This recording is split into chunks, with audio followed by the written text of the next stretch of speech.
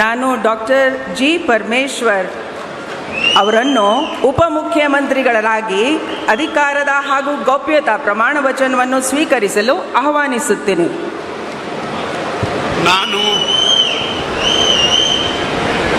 ನಾನು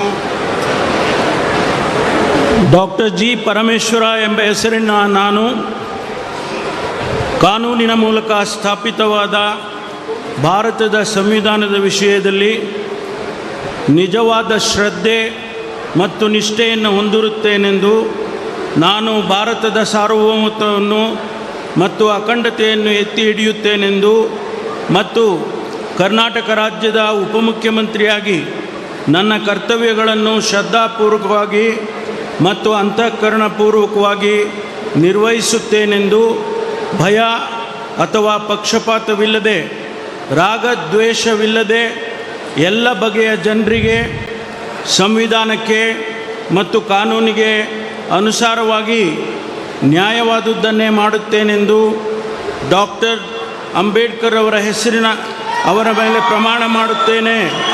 ಶ್ರದ್ಧಾಪೂರ್ವಕವಾಗಿ ಪ್ರತಿಜ್ಞೆ ಮಾಡುತ್ತೇನೆ.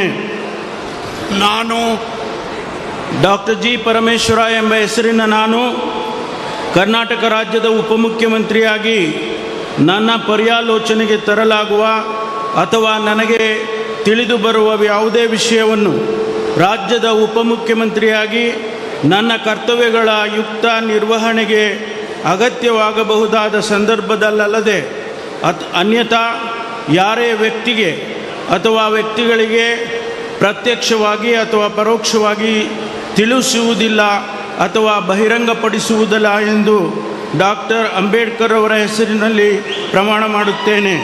ಶ್ರದ್ಧಾಪೂರ್ವಕವಾಗಿ ಪ್ರತಿಜ್ಞೆ ಮಾಡುತ್ತೇನೆ. ಧನ್ಯವಾದಗಳು ಸರ್. ಮಾನ್ಯ ಉಪಮುಖ್ಯಮಂತ್ರಿಗಳು ಈಗ ಪ್ರಮಾಣ ವಚನ ಸಹಿಯನ್ನು ಮಾಡಲಿದ್ದಾರೆ.